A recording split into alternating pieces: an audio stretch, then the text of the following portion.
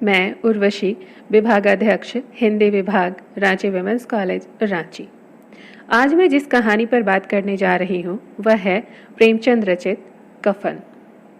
अमर कथाकार प्रेमचंद हिंदी की आधुनिक कहानी के जन्मदाता थे। उन्हें अपने जीवन काल में ही एक कथाकार के रूप में अपार लोकप्रियता और मान्यता मिली। उनकी प्रतिष्ठा का इतना विस्तार हुआ कि विश्व कथा साहित्य के सर्वोच्च शिखर पर पहुंच गए और कथा सम्राट की तरह स्थापित हुए। प्रेमचंद ने लगभग 300 कहानियां और 14 उपन्यास लिखे। कुछ उपन्यास तो महाकाव्य का दर्जा रखते हैं। गोदान उनका विश्व भर में सर्वाधिक प्रसिद्ध उपन्यास है। इसी प्रकार उनकी कहानियां हैं जो तथ्य, शिल्प और विचार की दृष्टि से विश्व स्तरीय कहानियों के समकक्ष रखी जाती हैं। प्रेमचंद की कहानियों में तत्कालीन भारत का सच्चा और जीवंत दिग्दर्शन मिलता है, लेकिन यह कहानियां काल की सीमाओं में आबद्ध नहीं हुई और आज भी उसी तरह अपनी प्रासंगिकता बनाए हुए हैं। बल्कि अनेक कहानियां तो ऐसी हैं जिन्हें पढ़कर ऐसा प्रतीत होता है कि ये अब से 1 शताब्दी पूर्व नहीं, हाल ही में लिखी गई हों। ऐसी ही एक कहानी है कफन।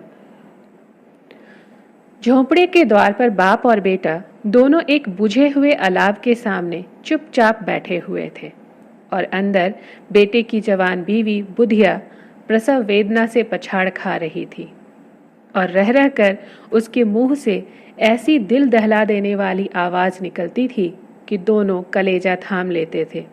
जाड़ों की रात थी, प्रकृति सन्नाटे में डूबी हुई थी, सारा गांव अंधकार में लय हो गया था। घीसू ने कहा, मालूम होता है बचेगी नहीं। सारा दिन दौड़ते हो गया, जा देख तो आ। माधव चिढ़कर बोला, मरना ही है तो जल्दी मर क्यों नहीं जाती, देख कर क्या करूं। तू बड़ा बेदर्द है वे, साल भर जिसके साथ सुख चैन से रहा उसी के साथ इतनी बेवफाई। तो मुझसे तो उसका तड़पना और हाथ पांव पटकना नहीं देखा जाता। चमारों का कुनबा था और सारे गांव में बदनाम। घीसू 1 दिन काम करता तो 3 दिन आराम करता। माधव इतना कामचोर था कि आधे घंटे काम करता तो घंटे भर चिल्लम पीता। इसीलिए उन्हें कहीं मजदूरी नहीं मिलती थी।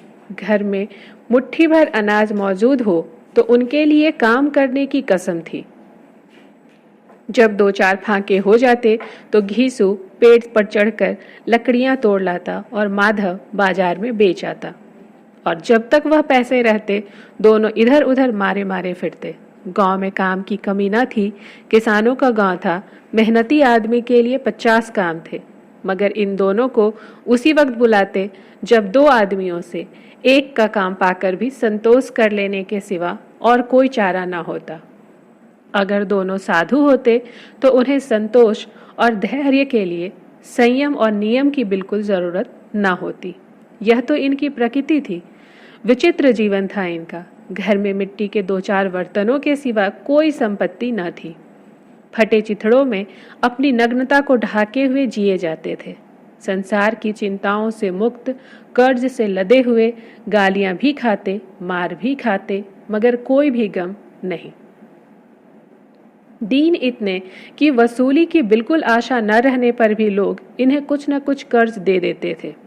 मटर, आलू की फसल में दूसरों की खेतों से मटर या आलू उखाड़ लाते और भून भान कर खा लेते थे, या 10-5 ऊख उखाड़ लाते और रात को चूसते। घीसू ने इसी आकाशवृत्ति से 60 साल की उम्र काट दी और माधव भी सपूत बेटे की तरह बाप ही के पद चिन्हों पर चल रहा था, बल्कि उसका नाम और भी उजागर कर रहा था। इस वक्त भी दोनों अलाव के सामने बैठकर आलू भून रहे थे, जो कि किसी खेत से खोद लाए थे। घीसू की स्त्री का तो बहुत दिन हुए देहांत हो गया था। माधव का ब्याह पिछले साल हुआ था। जब से यह औरत आई थी उसने इस खानदान में व्यवस्था की नींव डाली थी और इन दोनों बेगैरतों का दोजख भरती रहती थी। जब वह आई ये दोनों और भी आराम तलब हो गए, बल्कि कुछ अकड़ने भी लगे थे। कोई कार्य करने को बुलाता तो निर्व्याज भाव से दुगनी मजदूरी मांगते। वह औरत आज प्रसव वेदना से मर रही थी और ये दोनों शायद इसी इंतजार में थे कि वह मर जाए तो आराम से सोएं। घीसू ने आलू निकालकर छीलते हुए कहा, जाकर देखो तो क्या दशा है उसकी। चुड़ैल का फिसाद होगा और क्या, यहाँ तो ओझा भी 1 रुपया मांगता है। माधव को भय था कि वह कोठरी में गया तो घीसू आलूओं का बड़ा भाग साफ कर देगा। बोला, मुझे वहां जाते डर लगता है। डर किस बात का है, मैं तो यहाँ हुई ही, तो तुम ही जाकर देखो ना।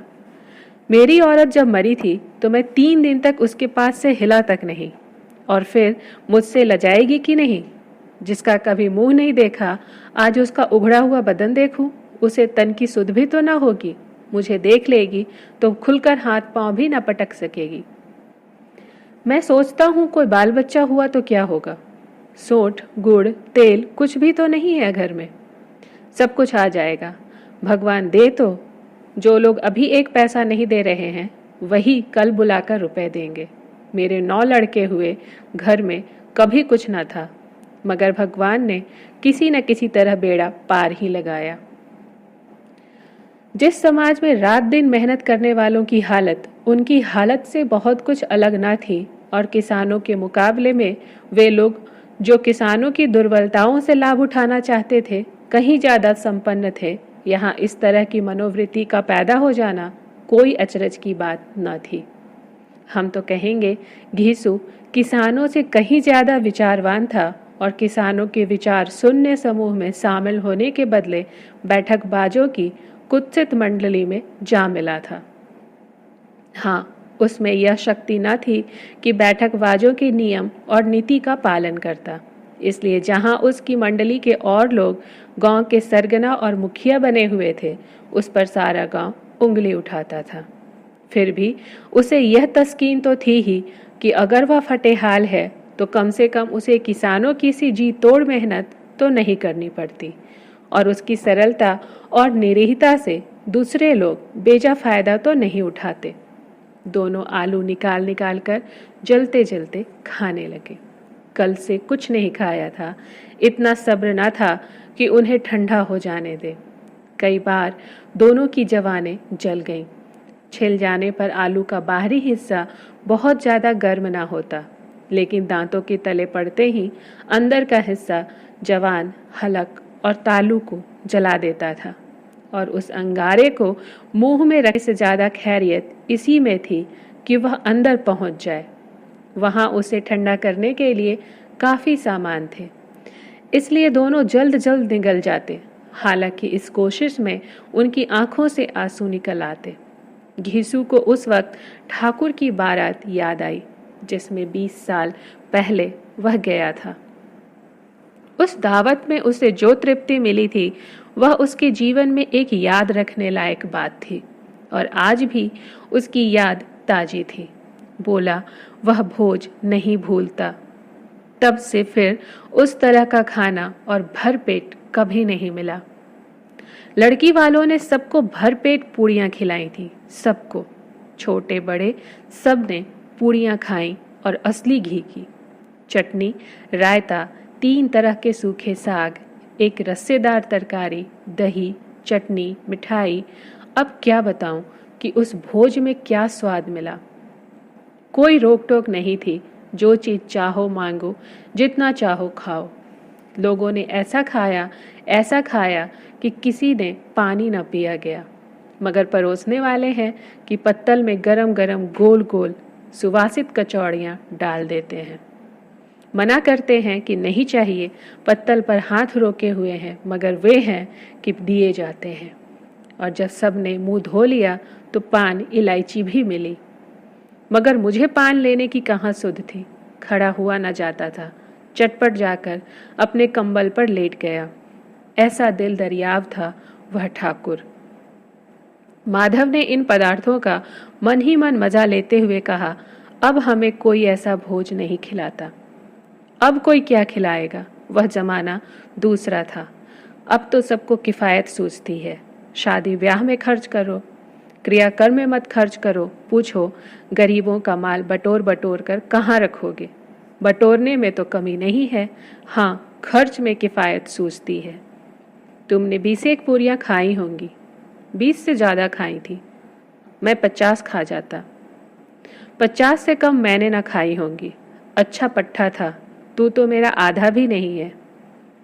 आलू खाकर दोनों ने पानी पिया और वहीं अलाव के सामने अपनी धोतियां ओढ़कर पांव पेट में डाले सो रहे, जैसे दो बड़े बड़े अजगर गेंडुलियां मारे पड़े हों।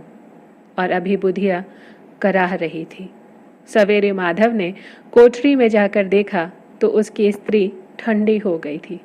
उसके मुंह पर मक्खियां भनक रही थी। पथराई हुई आंखें ऊपर टंगी हुई थी। सारी देह धूल से लथपथ हो रही थी। उसके पेट में बच्चा मर गया था। माधव भागा हुआ घीसू के पास आया। फिर दोनों जोर जोर से हाय हाय करने लगे और छाती पीटने लगे। पड़ोस वालों ने यह रोना धोना सुना तो दौड़े हुए आए और पुरानी मर्यादा के अनुसार इन अभागों को समझाने लगे, मगर ज्यादा रोने पीटने का अवसर न था। कफन की और लकड़ी की फिक्र करनी थी।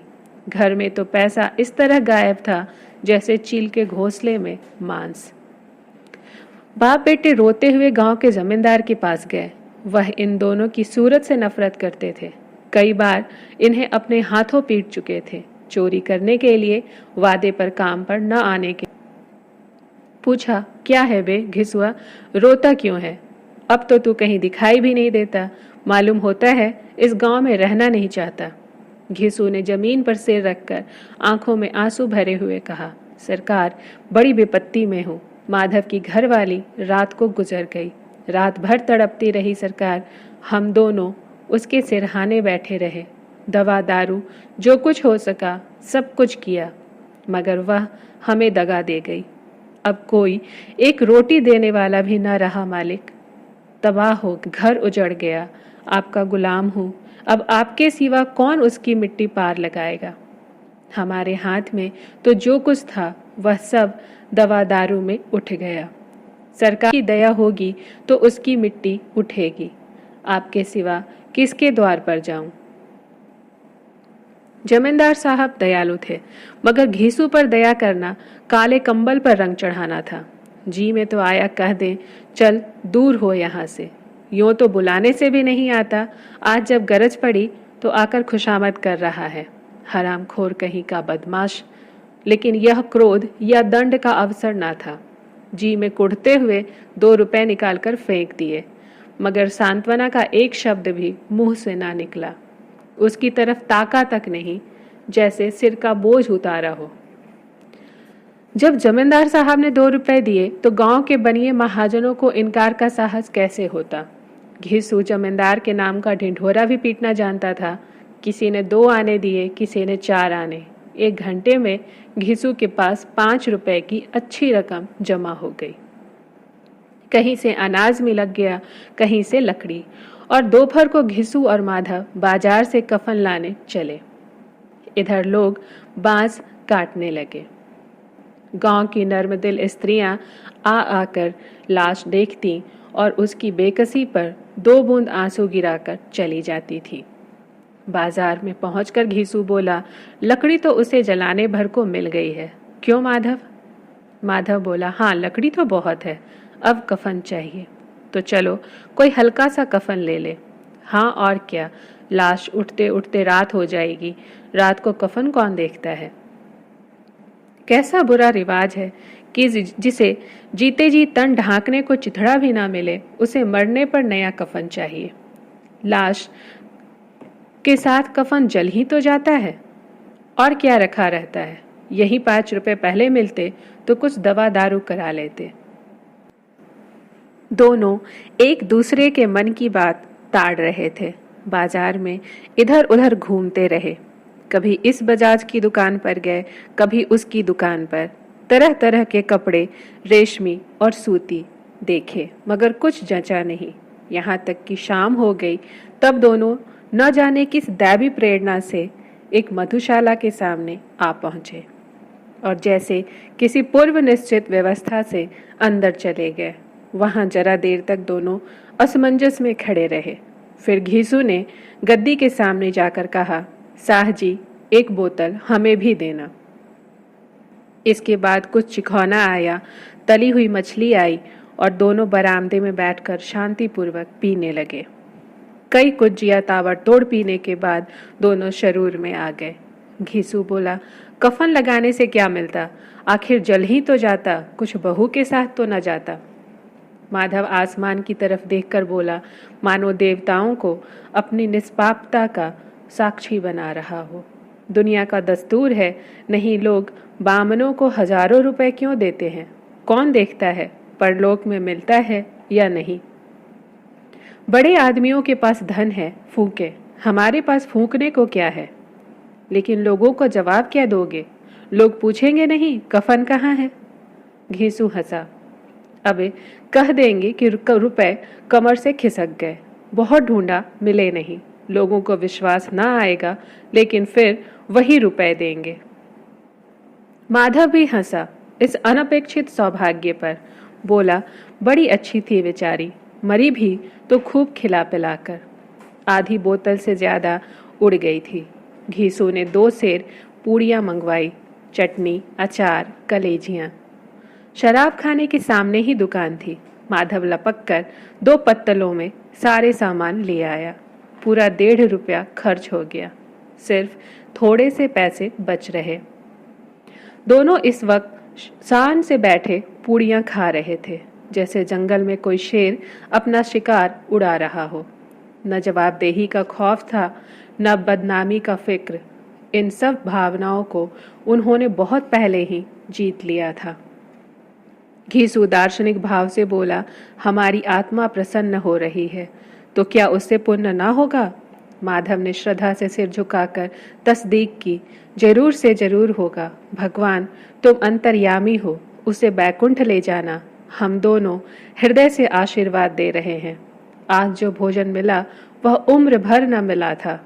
एक क्षण के बाद माधव के मन में एक शंका जागी। बोला, क्यों दादा, हम लोग भी तो एक न एक दिन वहां जाएंगे ही। घीसू ने इस भोले भाले सवाल का कुछ उत्तर न दिया। वह परलोक की बातें सोचकर इस आनंद में बाधा न डालना चाहता था। जो वहां हम लोगों से पूछे कि तुमने हमें कफन क्यों नहीं दिया, तो क्या कहोगे? कहेंगे तुम्हारा सिर। पूछेगी तो जरूर। तू कैसे जानता है कि उसे कफन न मिलेगा? तू मुझे ऐसा गधा समझता है? 60 साल क्या दुनिया में घास खोदता रहा हूं, उसको कफन मिलेगा और बहुत अच्छा मिलेगा। माधव को विश्वास न आया। बोला, कौन देगा? रुपए तो तुमने चट कर दिए, वह तो मुझसे पूछेगी। उसकी मांग में तो सिंदूर मैंने डाला था। घीसू गर्म होकर बोला, मैं कहता हूं उसे कफन मिलेगा, तू मानता क्यों नहीं? कौन देगा, बताते क्यों नहीं?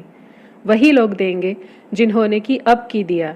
हाँ, अब की रुपए हमारे हाथ न आएंगे। ज्यों ज्यों अंधेरा बढ़ता जाता था और सितारों की चमक तेज होती जा रही थी, मधुशाला की रौनक भी बढ़ती जाती थी। कोई गाता था, कोई डिंग मारता था, कोई अपने संगी के गले लिपट जाता था, कोई अपने दोस्त के मुंह में कुल्हड़ लगाए देता था। वहां के वातावरण में सुरूर था, हवा में नशा। कितने तो यहाँ आकर एक चुल्लू में मस्त हो जाते थे। शराब से ज्यादा यहाँ की हवा उन पर नशा करती थी। जीवन की बाधाएं यहाँ खींच लाती थी और कुछ देर के लिए यह भूल जाते थे कि वे जीते हैं या मरते हैं, या न जीते हैं न मरते हैं। और ये दोनों बाप बेटे अब भी मजे ले लेकर चुस्कियां ले रहे थे। सबकी निगाहें इनकी ओर जमी थीं। दोनों कितने भाग्य के बली हैं। पूरी बोतल बीच में है। भरपेट खाकर माधव ने बची हुई पुड़ियों की पत्तल उठाकर एक भिखारी को दे दी, जो खड़ा उनकी ओर भूखी आंखों से देख रहा था और देने के गौरव, आनंद और उल्लास का अपने जीवन में पहली बार अनुभव किया। घीसू ने कहा, ले जा, खूब खा और आशीर्वाद दे।